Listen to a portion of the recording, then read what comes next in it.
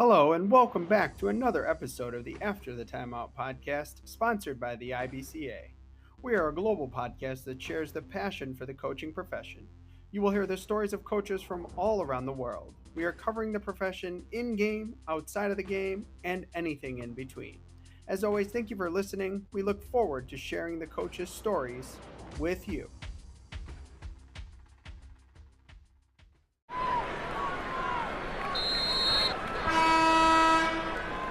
Welcome back to another episode of the After Timeout podcast. Today's guest is Greg Leib, newly retired head men's basketball coach from Althoff Catholic. Coach, thank you so much for joining us. How are you doing today? Doing great, guys. Thanks for having me on. I'm looking forward to this. Well, we're looking forward to it as well. So we like to start every episode with an opening tip. Just your background, how you got to where you are, your career. Let us know about, the programs you were at, just so our listeners can get a little bit more before we start getting into some questions here. Well, absolutely. Well, folks won't need to take melatonin out there if they hear me talk about how I got started. I played some college basketball at Southern Illinois at Edwardsville, and I got to meet the baseball coach, Gary Collins. And Gary, when I quit playing college baseball, I got a degree in sports medicine. I was working for the St. Louis Cardinals as an athletic trainer. But, that was only like March to maybe October. And so Coach Collins his son was going to be a freshman at Roxana High School. And he goes, "Hey, you want to coach some basketball?" Because he knew I played some college basketball. And so I go, "Well, yeah, sure. I played college basketball. How hard can it be?" So I go and meet, and I get the job as Roxana's 8th grade basketball coach. Now, as a player, I lost 10 games as a player my entire career in high school, and maybe, 15 in college. We had some good teams. So I just thought that would transition over as a player, as a coach. And so I started coaching 8th grade basketball. I think this was like 1990. And my first year, we won 2 games.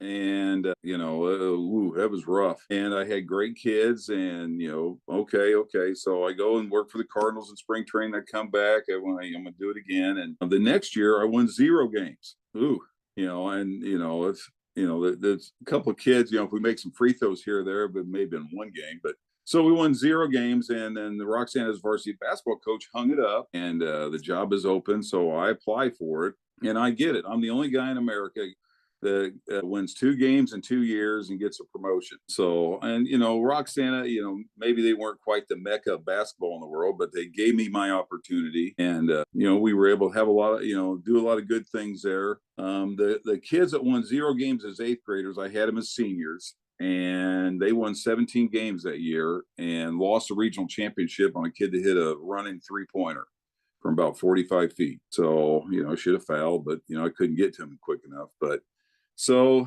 that's how I kind of got started into coaching. And from Roxana, I went to SIUE and worked with Jack Morgenthaler for a couple of years and enjoyed that time. Jack learned a lot. A lot of my responsibilities there were scouting, game prep, and that sort of thing, which really helped me later in my career on how to go about all that. But and I had some great kids at SIUE, but I just didn't feel that connection like I did at high school. The Roxana guys, a couple of them are in their 50s now, but I still have that connection with them. So I was missing that connection. So I went back to looking for some high school jobs, and Freeburg didn't want me. O'Fallon didn't want me. Roxana, well, I saw them at camp that summer at SIU, and ooh, I don't know, man. They're a little rough. So I go there and apply, and Coach Glenn Schott, who's a legend in high school football, is from Perryville, Missouri, and I'm from Flora, Illinois. So I think he was looking for another country boy in the building with him just to hang out. And so he gives me my shot, and 27 years later, I've been the Althoff basketball coach, and I just haven't messed with Happy. And so that's kind of how I got into coaching. It's, I didn't really necessarily go into my professional career or my adult career wanting to be a coach, but I fell in love with it. And, I told the Cardinals they were going to give me a promotion to go to day or spend the winters in Puerto Rico or centers in Puerto Rico. I go, guys, I love this coaching gig. And so I went and been chasing that demon ever since. Well, wait a minute. Before we move on, we've definitely never had a trainer for the St. Louis Cardinals. So Maybe you got a good story from back in those days you could share? Well, it's my gig with the St. Louis Cardinals was the minor leagues. It's more the Bull Durham or the bus. Yeah. We had the bus from Slapshot, where it was all beat up, and we just hoped it got us from town to town. But I had we had a lot of good kids. You guys are Chicago guys, right?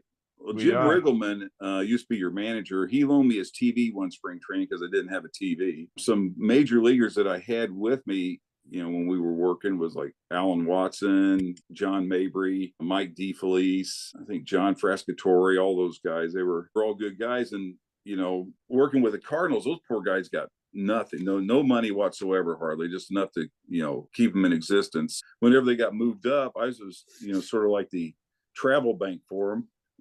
I'd loan them money, and then they would, they'd send me a check later. I got 100% return on all my investments with the guys. But I think my only skill with the Cardinals was, playing high school baseball. I could play catch. I used to shag for Mr. Kittle, George Kittle. You heard the Cardinal way. Well, that's mostly, George Kittle put that all together. So, he's the background. You hear the Lewis to talk about him a lot, and how you do, how you play baseball a certain way. So I would, when he was in town or at spring training, I always shagged for him, and he liked me because I created a lot of shade. So he'd stand in my shade, and he would, hit balls or whatnot. All right, so let's get into the episodes. You spent your first 4 years, as you kind of said, at Roxana. During that time, you guys, as the head coach, I think you were 50 some wins, about 60 losses. In those first 4 years as a head coach, I think back to my first 4 years as a head coach. I know Todd has been a head coach. Remember, what were some things you learned about yourself in that time? Well, my first 4 years, what I learned was, I didn't know anything. I didn't know anything about coaching. Playing, what you know as a player, what you think you can do as a player, that doesn't necessarily just translate to the kids. And you got to be able to teach it, break it down for them to all levels. Some guys just get it, some guys don't. And so, it took me a minute to figure that out. You get frustrated. Why can't they do this? Or why can't they do that? I've figured out, no one misses a layup or anything like that on purpose, or throws the ball out of bounds, or dribbles off their heel. And as long as they're doing it with, their best effort, and, that's all you can ask out of kids. So, and I ran them a lot back then. We run. I didn't know anything, so get on the line and run. You guys aren't working hard enough. You need to get in shape. Blah blah blah. And we just got second in the state. And I don't know if we ever really got tired, but I don't know if we ran, but maybe 3 times all year. And that was mostly, we'll run if you lose in a drill, but never just run to run. So I just find it, you don't get better at basketball by running lines. You do that in track. Right. You win a state championship, and then you go back, the ups and downs, 4-23, and you coached, many years. So there's a lot of ups and downs, right? Somebody gets injured, something happens, right? You lose a bunch of experience, and you're bringing in some guys you're trying to teach and get better. So how did you kind of manage those highs and those lows, especially after coming off so much success, and then having to kind of rebuild and build it back up? Or was there anybody specifically you reached out to, your mentors, to kind of guide you through that, to, come up with some ideas, or maybe think maybe we got to change something here because we have a different group of kids? Well, it's easy. It's not necessarily easy when you win the state and you got guys like Jordan Goodwin. Now you look pretty smart, and the ebbs and flows. And what I learned over my career, and I alluded to this earlier, if you're having all this success, it's and you don't have the relationships behind it, it's an empty journey. And so I figured that much out. And winning or losing, wasn't necessarily the whole goal. Everybody wants to go out there and win. I get that. But if we're making them better young men for others, then we're having a good year. And some years, we're going to win more games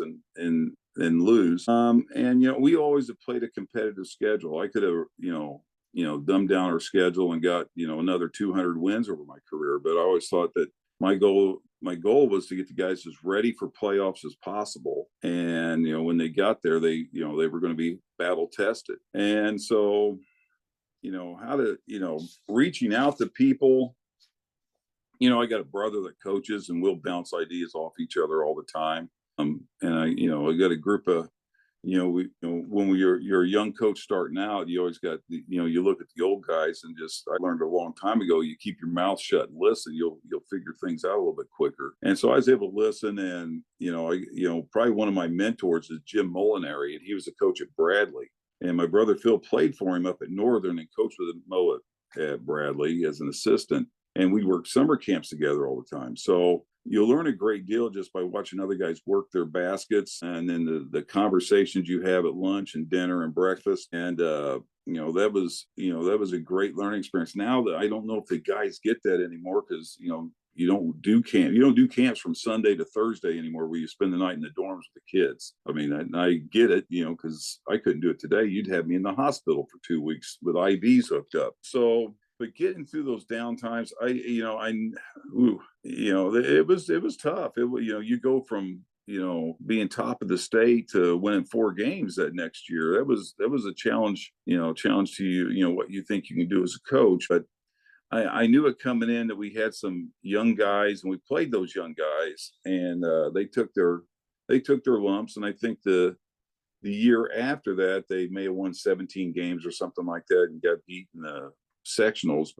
It comes and goes. I mean, I wish being at a private school, I should have a consistent flow of players all the time. But sometimes the guys are, their talent level varies. But one thing, if a kid plays at Althoff, we always want to make sure that they worked hard and they represent the school well, and they were a good student. And so we feel pretty good about using that, or having that as far as a criterion reference when the season ends. For young guys getting out there, the other thing at Althoff, I've always had great support. You go to some schools and you win 4 games, they got the pitchforks and torches after you, and chase you to the windmill like Frankenstein. So I've always had great support there. And even though at Althoff, the only thing they hang in the gym, or that they give you any recognition for, is state championship banners. That's kind of, when I went there for my interview, that's pretty tough. I never dreamed that we would hang one, and we were fortunate enough to do so. But with that being said, it wasn't a win at all cost situation, because Coach Schott always had my back on the deal. And when I won 4 games, I think I was athletic director and assistant principals. They had to go around me twice to get to me, I guess, to fire my butt. So you actually led into this perfectly. So, you had mentioned, and this is pretty unique for any guest we've had, where, someone is an assistant principal and an athletic director and a head coach and has children of their own at home. So, this is kind of a two-parter. One, how did you find it was best to balance that all for yourself? And 2, what were some ways that you kind of reset yourself mentally with all that responsibility? That's a great question, and it's always a work in progress. And if you're coaching guys, I mean, it's one way or the other, it's going to end up in an error. Now, one thing I did learn is, and Mike Waldo, I was ready to hang it up in the late 2000s, just because I was an assistant principal. I was working for cents on the dollar, and I got little kids at home, and he used to tell me, "Hey, Coach, Dim is a great place to raise your family," and he's not wrong. And so Althoff was always good about, I take my kids to practice, so like on the weekends, and it just, they'd have their Nerf guns. They'd be shooting at the guys from behind the curtain, stuff like that. And they grew up around the game, and I've always had good kids, and, helped them become, part of my kids, part of the basketball family as well. And they always have felt that, I hope. Any regrets? Absolutely. Sometimes you got to miss your kids' stuff, to take care of your team. That is a regret. A lot of times I take my kids with me if available, to go do team activities. Shoot, I used to serve on the IBCA All-State Selection Committee, and I forgot about this. I saw a coach at the All-Star game this past year, and he says, "How's that little guy that was at the All-State Selection, where he's sitting like in a seat next to me, and played on his iPad, or played his video games while we selected All-State players." Just stuff like that. If you can involve your family as much as possible, I think you're going to be much better at it. And if you can, for us, we always took Sundays off. maybe I watch film on Sunday or something like that, but I was one of my assistants and their families understand they had one day that they could dedicate to their families. And so we never practiced on Sundays, regardless of who we had coming up. We did a couple of times. I don't think it was ever worth it, but we always took Sundays off just so the guys could have an opportunity, the assistant coaches and your families could understand that that's their day. And so, and then like when the season ends,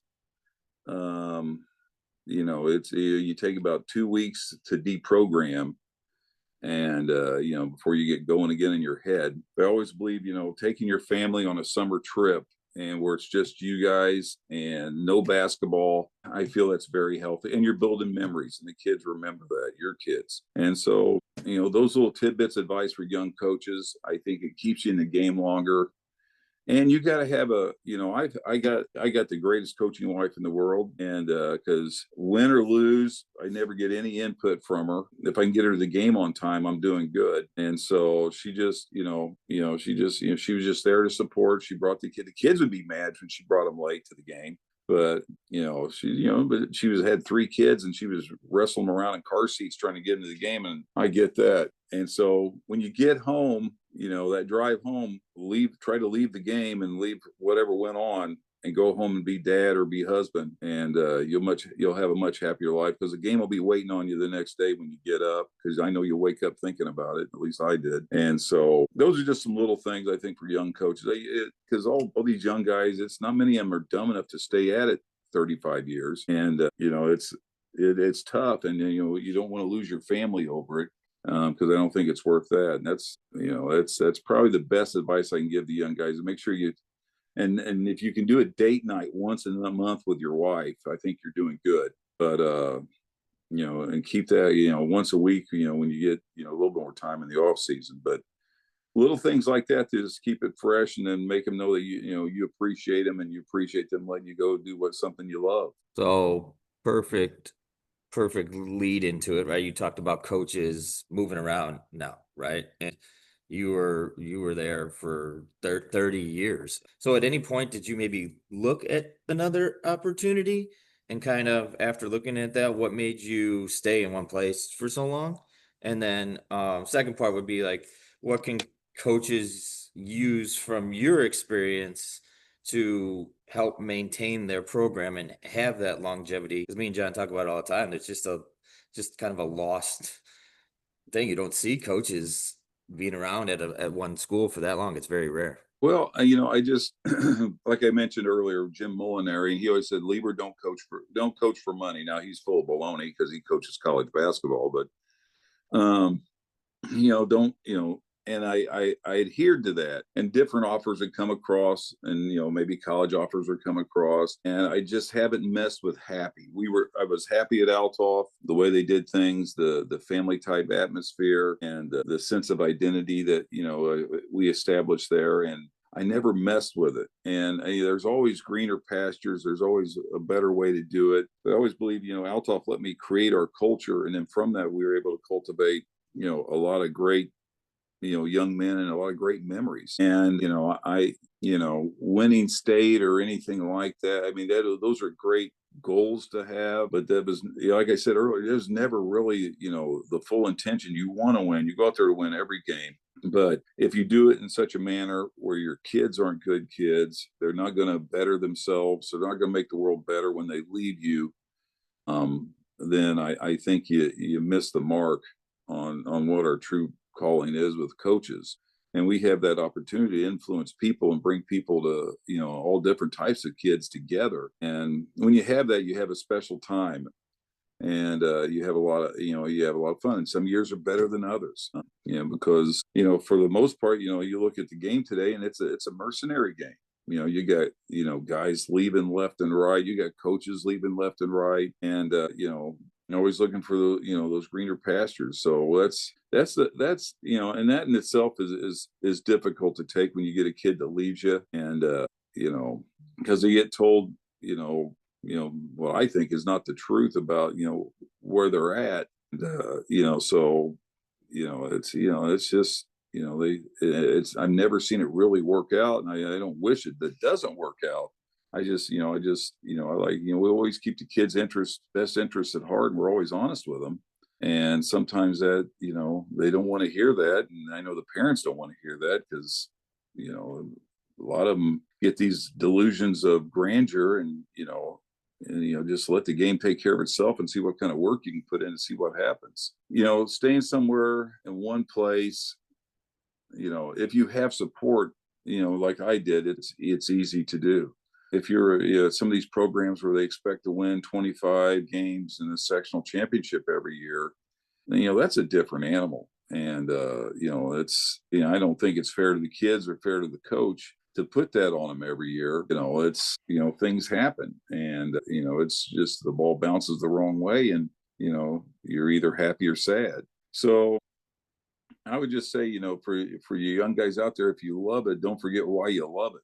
I love the game of basketball since I was that fifth grade kid at Clay City Grade School, going to practice with a brown grocery sack for a satchel bag. And then I went out there and, you make your first bucket and, the feeling of satisfaction. Don't forget why you got into it. And if it's about your own accolades and creating your own legend or whatnot, that'll be empty and meaningless, I feel. If you love the game, then keep loving the game. And I love the game as much today as I did back when I started at the age of 10. So when I first fell in love with it. That's a tremendous, tremendous answer. I think our listeners can learn a lot from that. But let's transition here. We'll go halftime adjustments. We'll talk a little basketball here, kind of strategy before we get to the second half here. So when you were preparing for a team, whoever it may be, a team in your conference, a playoff game, and you're giving your guys the scouting report and the details of how you're going to be successful that day, what were kind of your main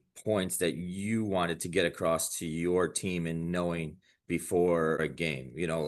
Was there 2 or 3 things that you emphasized as to how to go about it? Was it more about your team? How did you kind of put your scouting report together, and what information did you give your guys in order to try to be prepared for that game? And I vary. Some guys are a lot better at than I am, but I'm a big believer in teaching the guys to do things a certain way, or the way you want to guard it, or the way you want to attack it, and then staying true to your beliefs. We played Pygmyville this year. They run about 40 sets in that regional final game. And we had 2 practices to get ready for them. And so, we're going through and, I told the assistants, guys, let's just get the basics on what they try to do and how they try to do it, and then guard our way out of that. And, that's how we've always approached it, as far as, make them play our game, make them, if I try to go out and, take away everything, the more kids got to think, the slower their feet get. And so, if you teach them to switch out this situation or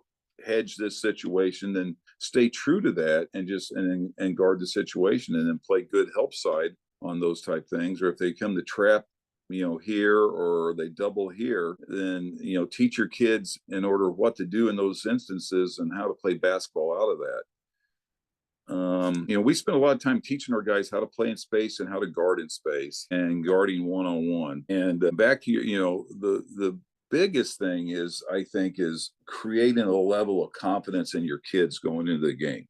Doubt kills. And if they get any doubt in their heart about, what you do or how you do it, that's tough. It's hard to get that out. So creating a level of confidence, guys, we do this is how it's going to work. Or, they do this is how we're going to attack it.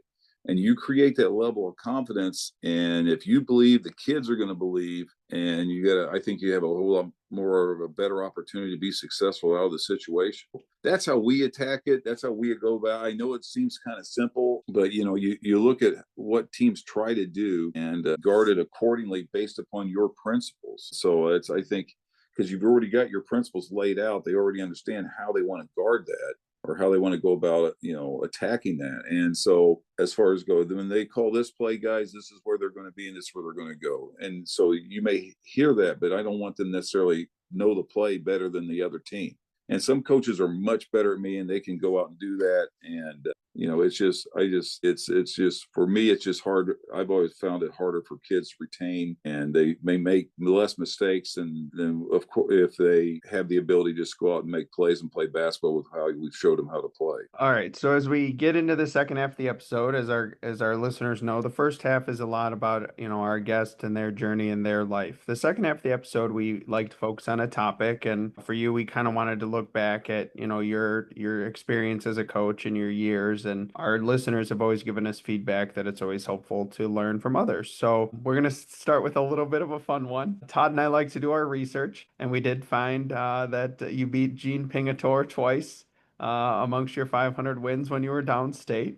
So we want to start on the positive, and maybe what are some of the bigger wins that stick out in your career, and then maybe what is a tough loss that sticks out in your career, and maybe what did you learn from both? I don't know about you guys, but it's cliches. I mean, I hate losing more than I like winning, and I know that's just, I think that growing up broke, and it just drives me insane, and that's probably what motivates me to go more than anything is, the pain of loss is a lot. It's just disgusting, and I hate dealing with it. Some great wins, well, of course, winning state, but it was kind of, the journey to get there. We had to play Centralia for a third time in the sectional finals. Place was packed at Highland. They turned away 1,000 people at the Highland gym to go to the game. So place is packed, and I knew Lee Bennett, and there's no finer coach in America than Lee Bennett. We steal from Bennett as much as we can. We even put in his chin offense this past year and ran it terribly. So I don't even know if he could scout it when we ran it, but it gave us the most problems. So we put it in, but going against Lee that third game, and a big game like that, I knew it was going to be tough, and the guys responded well to it. But they run so much good stuff, you can't scout it all. So what we try to do is, show them, like we said earlier, teach them how to play basketball, how to play in space, and make plays from that, and make whatever they show at you, what are your counters to that? And so we were able to be successful. And one, and sure, I know everybody listening, if they remember, oh yeah, well, Leib, I'd be successful too if I had Jordan Goodwin out there. And they're not wrong. When your best player is your hardest worker and your best competitor, you're going to look pretty doggone smart most times. And we had that with Jordan, and he had a unique ability of just making others so much better around him. It's just best what wins. I don't know, guys. Probably the first regional championship at Roxana. They'd never won one before. They never really won, period. We won one against Staunton, who had just won state the year before, and we beat them. That was a great win. The coach at Roxana now, Mark Briggs, just had a tremendous game. He hit a couple of threes with his old set shot, and he had to guard the other team's best player. And at Roxana, some great wins. We beat Carbondale one year in a sectional game, a semifinal game. I think that was 02 and 03. I'm sorry, 03, guys. So in 03, we beat Carbondale. They've got Justin Denton, who plays in the NBA and plays in the G League forever, and another couple of kids that are D1. They had guys sitting on the bench who were going to play at Marquette. They were that good, and Jim Miller could coach. And so Dave Gillingham, Dave goes, Coach, we can't run with these guys. So we took a page out of Rick Bajaris's book. When we shot it, everybody got back on defense just because they could run us off the gym floor. So we shot it pretty well. And once again, we had a kid named Kevin Lish that made you look really smart. We played a number of years overseas, and Kevin just a tremendous player. And he was tough. Played both sides of the basketball and just did a lot of great things. We had a lot of tough kids around him that could really play and that were committed to the team. The Coach Pingatore, we got beat by him in a double overtime game in a shootout, no fouling. Okay. And I'm sitting there and I'm mad because we shouldn't have lost the game. I probably cost us the game. I had a bad substitution rounds a couple of times, and we missed more. We wouldn't have made any money if we had an Elks or a free throw shooting contest that day. We were missing free throws down the stretch. And so I'm sitting there, I'm feeling sorry for myself. We're eating Chick-fil-A sandwiches there in the hospitality room and their team's in there. And I go, Leib, you're going to regret this. So I got up, I went over and I introduced myself to Coach Ping and shook his hand, got my picture taken with him. just because I didn't want to, I didn't want to let my ego get in the way of meeting true greatness. And then, Coach Ping ended up beating us in the state championship that year. Now, the next year we got him, and, and he was just he was so gracious. Anytime I needed help or anything up that way, Coach was always great about that. And now you try to get film from one of you Chicago guys, from somebody that played for Coach Ping. I mean, it's like the doggone mafia. I mean, nobody will give him up. I mean, not a soul. So, we go into that semifinal game in 16 kind of blind, because we only had like one film and YouTube wasn't that strong back then. So we only had like one or two films on him, and we knew that they were going to be good, and we still ended up getting them. But I think, for you young guys, if you have those opportunities, just understand, be an ambassador to the game, be a good person. I'm a throwback where I like most of the guys I coach against. I mean, I like, they're good guys. We have a common, theme where we're nuts doing what we do. But very few have I even ran into it I don't like, even referees for that matter. Most of them, there's a few, but everybody's got that. But so, you get an opportunity to build relationships with other coaches, go out there and have some fun. Worst loss, guys, we just got done with it. That second place at state, I need to get some therapy on it. Day go by, I don't get up, think about that stupid game. And it's just one of those deals where, the stars didn't line up for us. We got in foul trouble. We didn't shoot it well. And we just, didn't work to our favor. But if you watched our guys play, I mean, you saw our team this year. We had two guys that looked like, they could maybe play on somebody else's team.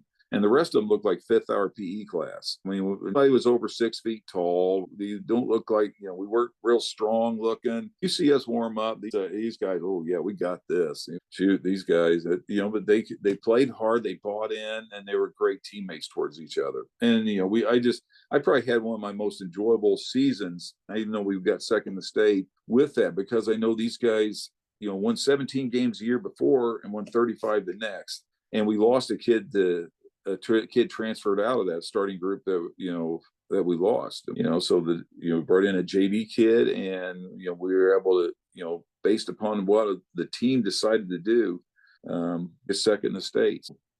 I'm very proud of those guys. I know they're upset. Football set the standard of winning state that year, and soccer won state, and we fell short. But I thought we were climbing the Himalayas, where those football was climbing the Appalachians. So it was a tough challenge, and I thought our guys faced it well. But that's my worst loss right now. There's some other ones where, like that Roxana group where that kid hit the running 30-footer or 45-footer. I mean, guys, he was like maybe a dribble inside the half court line and just let her fly. And as Wilbur Shooter Flat said, nothing but net, but it didn't go in and out. But but those things, those type of things, those memories are great. I always have them. And it's been a lot of fun. It's been a fun journey as far as getting to experience those type of things, even with the losses. So but I'm more difficult on myself than any kid. You never go in the locker room, point fingers at the kids of why we lost. And they never thought that, for one, I don't think anybody in there is trying to lose. If they are, I could have sensed that real quick. But they're trying to give their best, and I never thought that was the message I wanted to send to them as far as how we go about doing things. So you mentioned earlier, when you first started your challenges, like, yeah, I kind of know where I'm going, and then realize that I don't really know what's going on here, right? But tweak this a little bit. Over your 30 years, I guess some of your greatest challenges, and maybe how the challenges changed, right? Because the landscape of basketball changed, right? I mean, it's completely different now than it was when you first started. I think it's completely different even for me and John, right? So what were some of those challenges along the way? And then kind of what was your process to kind of work through them and kind of figure it out, that maybe, other coaches can learn to kind of work through those things that come up in any team and any place throughout the years and throughout the season even? Great question for you young guys out there. I'm going to tell you, I mean, I'm a big believer. They don't care how much you know till they know how much you care. And I know it sounds soft when I say that.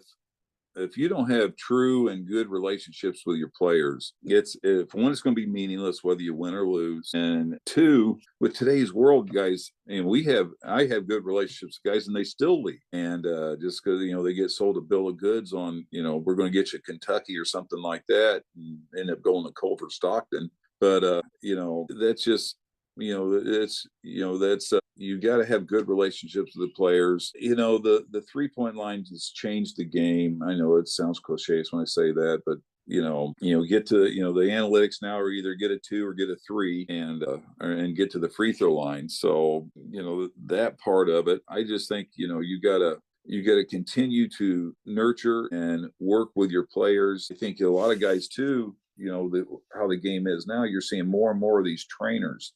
When I was a kid growing up, you watched Sunday afternoon NBA, and you saw different guys play, and you modeled, what they could do or that sort of thing. But I grew up in the country; we didn't have cable, so that's all we had. And now guys got trainers; they got all these other things, and then these trainers got to have, they want to have input on how their kids developing and that sort of thing. So that's going to be a challenge. I've always worked well with our local AAU guys, just because I thought, instead of bumping heads with them, how can we make a better kid and how can we make it a better experience? And so I've always been blessed there. When we've got good AAU groups around us, so it's pretty easy.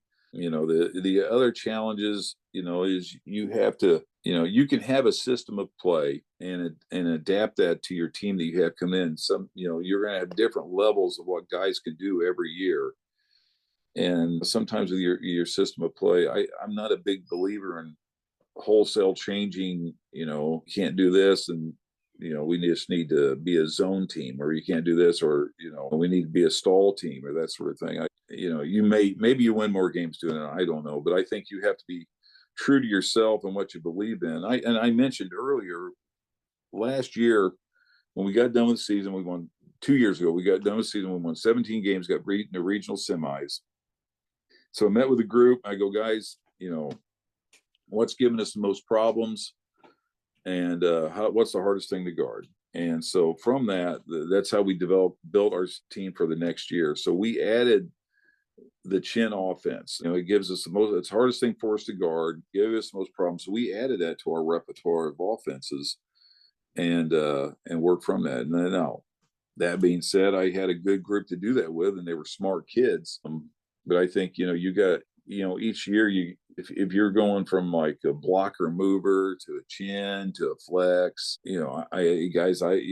we're more of a dribble drive motion team as anything, and making plays in space. But because that's what I'm comfortable with, that's what I think is hard for teams to guard at times. And then we added the chin to that as far as a break in the action, maybe get some, more of a set approach on where we want to get a shot. Defensively, Neil Alexander's won 800 games. I don't know. He's close to it up there at Lincoln, and he plays. I've never seen him come out of that 1-2-2, and we've played each other a lot. And so if that's what you feel comfortable with, that's what you're good at, then run it. And Neil has a number of kids every year that they can all shoot that, spread the floor, run offense, and they can all play that 1-2-2. So I think you got to figure out what you're comfortable with, what you enjoy, and stay true to it. When Virginia won the national championship, I was at 19. I think there's a big sale on the blocker mover offense, but that's what suits your guys, and then do it. If not, then, and I sound wishy-washy when I say that, whatever, it's easy for you, Leib, but that's just how we've always approached it. I think the shot clock's going to be in a few years, guys. So that'll be that next change. So you better put in a high pick and roll action at the end of the shot clock, like all the college guys do, to finish out the clock. So I'm going to expand on that a little bit, because you kind of answered 7. I'm curious, as we move to the shot clock, what are things you think coaches need to be more prepared for? As I was sitting down and thinking about it, and thinking about games with the shot clock, it's going to be a lot more situational. It's going to be a lot more. Do you have a sideline out of bounds play with 9 seconds to go on the shot clock? Do you have something to go when it resets to 20. What are those things you think coaches need to do to get ready for that? Well, we practice situations all the time. Like we need a shot here at this much time. We kind of got that in the bag. I think we play in a number of tournaments with a shot clock, and I love it. And we won 2 games this year because we had the shot clock because teams we were kind of down and teams couldn't stall on us. So they had to come down and shoot. And I thought what they did is they hurt themselves because they'd run the clock down and take a bad shot, and then we'd come down and score. So I think you have to, with the shot clock, it's, if you have an opportunity to score with a good look at the basket, I think you have to take that, regardless of the time into the clock. And I don't know what the analytics say on that. That's just how we've approached it when we played teams in some of these tournaments that had shot clocks. I don't know if it's going to if it's going to speed up the game. I think it's going to be probably difficult. It's hard in some of these towns to find a guy who can run the regular old clock that just goes on and off and the ball goes out of bounds, let alone the shot clock. But I think some of the new scoring systems coming out come with that where it automatically sets. So if they can make that as idiot proof as possible, I think it'll be okay. Helping the referees understand they're probably ahead of the understanding of the rules of the coaches. I think it's going to be good for the game. I think it's going to be different for the game, but different isn't necessarily always bad. And so I kind of would like to coach with it, but I've had my time in the sun. Time with somebody else with that problem. But I just think you gotta run your stuff when you have an opportunity to score and you have a good look at the basket and it's a good shot. I think you need to take it regardless of the time in the clock. And if you do run the clock down, you need to have an understanding of where you're at on the floor and what you can get from there instead of panicking and doing the dribble between the legs 6 times behind the back and shoot a step back. I think you got to make sure you drill into your kids that you got to be in attack mode and with time left, what you can do from that. And that's how we approached it. And I think playing in all, we've messed with that shot clock a few times in the last 3 years, maybe 3 violations with it. So we didn't, but I did think we won 2 games this year, probably because the shot clock was in place and they weren't able to stall. And then I thought they took bad shots at the end of the shot clock and it helped us come down and score. Right. So, you go downstate and you decide, like you said, it's time to let somebody else have a chance here.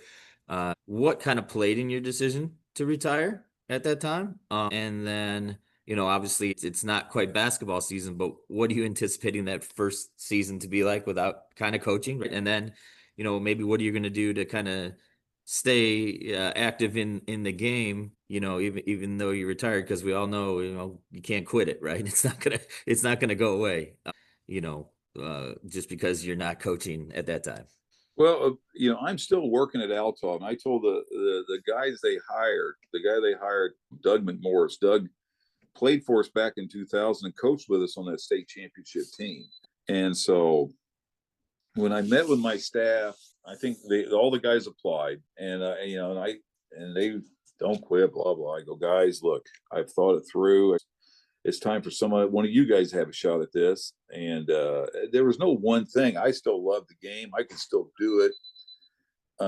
I just needed a different challenge, I think. Now I just had probably a tough June because I've not had a June off, guys, in 35 years. And so I'm watering flowers, stuff like that. Like, ooh, can't deal with this baloney, But, my goal is where I'm at now is I want to be like what Dean Smith was for Roy Williams behind the scenes. And so, whatever the guys need help with, I'm there to help. And I was fortunate too. All my assistants were ex-players. So, and it's, and they're all great. And any one of them could have got the position. And I think Doug would came on and helped them. And, it's just, that's kind of how we approached it. That's how we always, work together. And I thought, back to, okay, when's a good time, when's not. I've seen the guy stay too long, and I didn't want to be that guy. I didn't want to be that guy where, and I still had the fire in the gut and the gravel in your eye, like Johnny Cash says, to do it. But I knew you can't do it forever. I thought, maybe I need a new challenge. And my assistants just did a tremendous job this year. One of the big reasons we were as successful as we were is because of the work they put in and how they approached it. And so I felt good, and I thought we had kids coming back, so I wasn't leaving the barrel empty where they were going to win 4 games. I didn't want to do that to them. And selfishly, I got a son that's going to play college football, and I wanted to have the availability to go watch him. When he played at Althoff, that was easy. I was there. Shoot, I cost us a game this past year because I took the team to watch State, and it was like 10 degrees outside. We had no, we looked like we got off Everest with no frozen feet the first half against it. Who was that? Oh, I think it was Lincoln. So, we played Lincoln that night and still had an opportunity to win the game, but it just didn't work out. But there's no one time or the other that, one definitive thing that made me get out of coaching. I mean, I just felt it was just time for somebody else to do it. And I still love to do it. And boy, I did miss it this summer. I missed little kids camp. I missed going to the open, workouts. I missed the summer games, but I know that it's, I need to find a different challenge. I don't know what that is yet, fellas, and I'm still going to be around Althoff.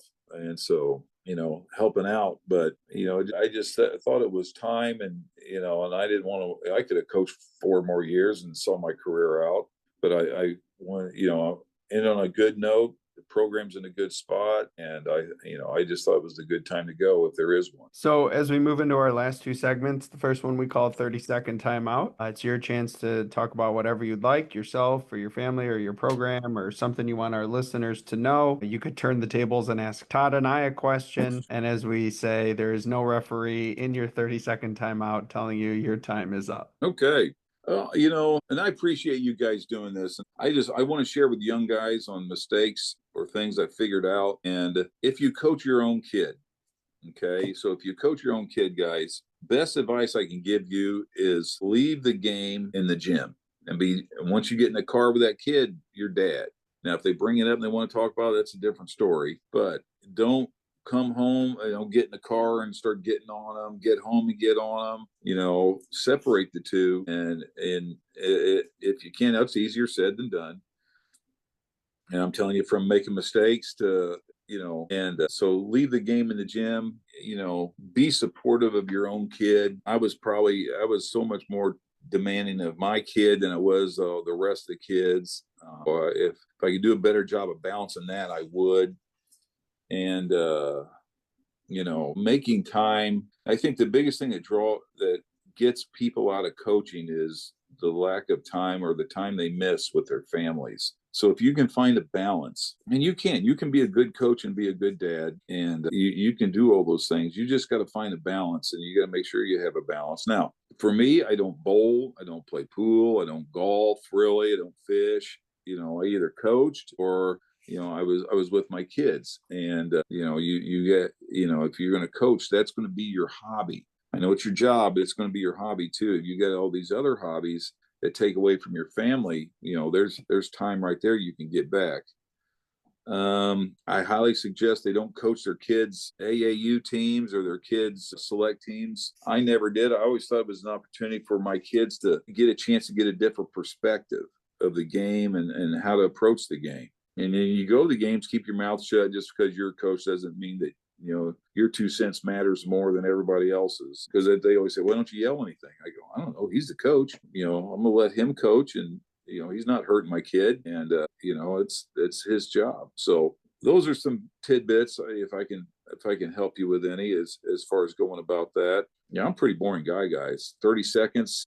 And I probably talked for 2 minutes. This is probably the biggest ramble segment you guys have ever had, because, you got Leib on here. He just rambled the end of the time. I hope you're sponsored by melatonin. So, it'll be a big tie-in. So they'll just show my picture in a big jug of melatonin.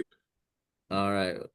Quick last segment here. Quick hitters, just kind of random rapid fire questions. Maybe it's a little bit about basketball, some not.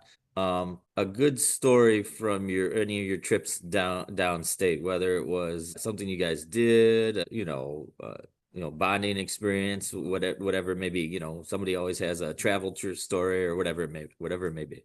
Well, the thing about going downstate, you got to have your logistics in place, from this time, this time, this time. And once again, Mike Waldo and Edwardsville's group helped me with that because they've been there a number of times. So they had it all laid out. So the first time we went, we built it upon the framework of how they did it. This last time we went, it was a little bit different because the state format has changed.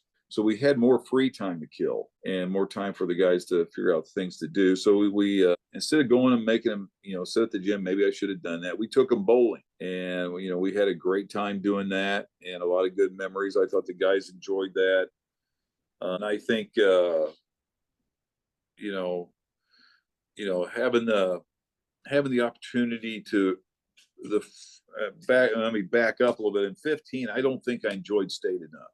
I'm there. Okay, we got to do this, this, this, and this. Okay, be here, be there. And so the second year we went, I enjoyed it more. Now I knew we were pretty good, and we were pretty good in 15, and we didn't have Ping's group to win it.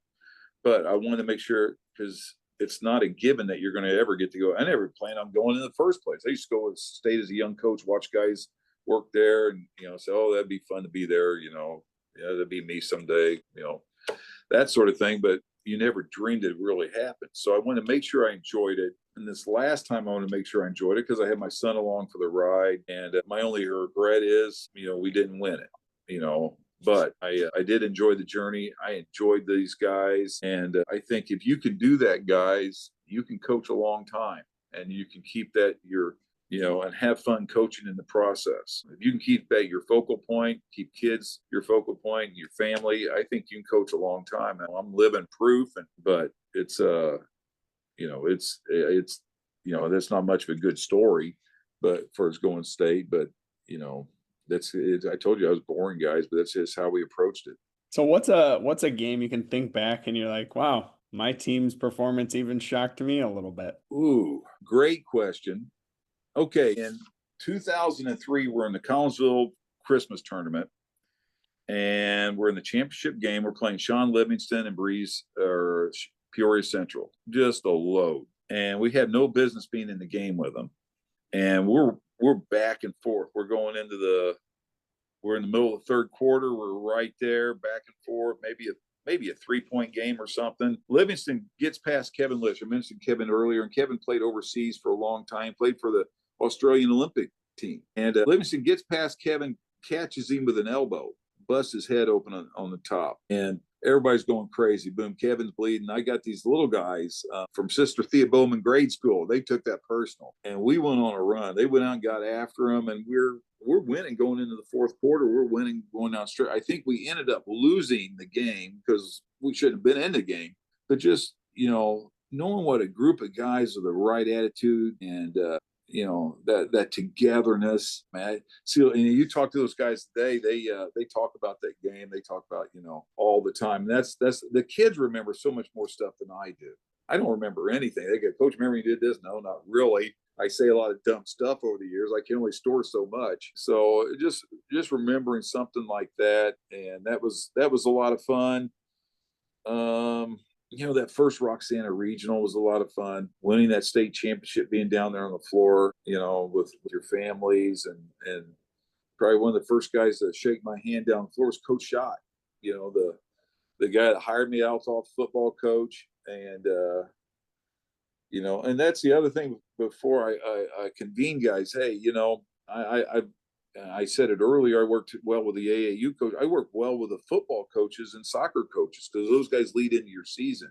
And, Althoff's got 330 kids in the building, and you can't win if everybody has their own camp. If I just have my own basketball camp, I can't win that many games. Football can't win it. Soccer can't win that many games. So we all work very well together and work with your other coaches, and, and hopefully they work with you so that, you guys, the kids can have a great experience. All right, so John and I are creating a list here, and eventually we're going to go travel around and hit up all these places. So where's the best place to hang out in Belleville? Where are we going? Belleville, you got to go to Demo's. Demo's Sports Bar on the Beltline. Oh, Demo's is a great hangout. Now their food's okay, but by the time you have enough adult beverages, you don't care anyway. Like my kind of place. It's usually our go-to after a game or something. So Demo's are cured and cultured. but you guys come down this way, I'll take you out. And Geo's Wings, we got some good, they're probably the best wings in Belleville. So, but all those little places like that, and they all put up signs that good luck Crusaders, congratulations Crusaders, whenever we made our runs. Belleville's a community of about 50,000 people, and they support their high school athletics really well. All right, so let's talk about, if you were not coaching basketball, what sport would you have coached? Ooh, football. I love the mentality. I mean, I coach like a football coach by being tough and stuff like that. Football. I don't know anything about soccer. I mean, I'm like Ted Lasso. I mean, I don't know what offsides is. I couldn't coach soccer. Baseball. I used to coach baseball. I get done with basketball season, stand out in that field for 2 weeks like a zombie. And baseball is too slow. But football, I'd probably coach that. I always tell a football guy, I don't know how you guys lose a game. You got 45 seconds to make a decision. You have something in plan. All I see down there, you guys flipping your sheets back and forth and then calling timeout. You got to have that. You got to have that ready to go. Probably football. My son's played football. I've always enjoyed that. But that'd probably be it. I don't know. I barely got through basketball, guys. All right. So we talked about the shot clock, but another trend or something you see coming for Illinois basketball. Guys, I don't need NIL. I think it'll be honest before we know it, as far as to some level, because I know it's available now where kids can make money playing in Illinois. And so that being the case, you see what it's done to the college game. I just think it's, and then the transfer portal, it's, you ought to have Craig Anderson on and talk about how that's changed over the years. I guarantee you that things increased so much just because the transiency of players it's just crazy. Kids are moving. I don't know what the answer is, just because, that part is frustrating, but we put such an importance on, I got to get my kid this because they've been in this select sport for this long. So they need to be, here or getting this sort of reward from that. And, with that in place, that's why you're seeing kids pick up and leave their buddies and go play somewhere else and that sort of thing. So I think it's going to be a problem for the game. I really do. I hope not. I think the shot clock will be fine. I think they'll adapt to it. Basketball in general, I just, kids are always going to play it. It's always going to be available. I just hope it doesn't get to a point where, with kids getting all this select training where we become more of a European approach where we train like that in academies and stuff like that, as opposed to being part of a school and playing for that. So, and I guarantee you these select sports, you get all their attendance is up. And for the most part, and it wouldn't equate to a state tournament. And so there's nothing like represent your school in a big game and that atmosphere. This past year when we played down at Chester, I mean, they had people lined up the door trying to get into place, when we played Pinckneyville and that was awesome for the kids, great for the community, great for Southern Illinois. We got Althoff versus Pinckneyville and, that type thing. I just worry about, what comes from the college game to us. And I hope that we can control that better than what the colleges guys are doing right now. And then the last one is a thing you plan on doing more in your basketball retirement. Ooh, well, I got my golf clubs re-gripped. I've yet to play this year. I don't know. I might play more golf. I don't know what I'm going to do during Christmas time. Usually I'd sit around like Ebenezer Scrooge on, during Christmas break till we played those games. But, maybe we'll take a trip or something. Things I plan on doing more. I plan on being more of a dad, than what I have been. I've tried to be a good dad, but I plan on being more of a dad. And I'm like, what are you doing bothering us? You can't fix nothing. But I plan on doing that. I tell everybody my retirement gig is that when my kids get a little bit older, I hope, and they start having their own families, I'll be their daycare service. As long as, if I got access to ESPN and stuff like that to watch while I'm watching kids. I don't know. I got a fishing boat. Maybe I'll get in that thing one of these days. But as of right now, I'm just, just plugging along. I've been reading a lot. I've always read a lot, but I've had more time to read, it seems like. You can't tell by the way I talk that, self-educated, but I guess you can. So, nah, I don't know. I don't know about travel. Or I just got back from San Antonio, Texas. My dad and brothers. We went down there and visited the Alamo, saw where Crockett lost it. So it was a good trip. So we had a good time. So just little stuff like that. But I think I'm gonna try to be better dad, be more of a dad than what I have been. Well, Coach, we really appreciate your time today. I know our listeners are going to really get a kick out of your sense of humor and a little bit of self-deprecation as we went, but we appreciate your time today, Coach. Thank you. Guys, thank you. I've had a great time and appreciate all that you guys do for the game.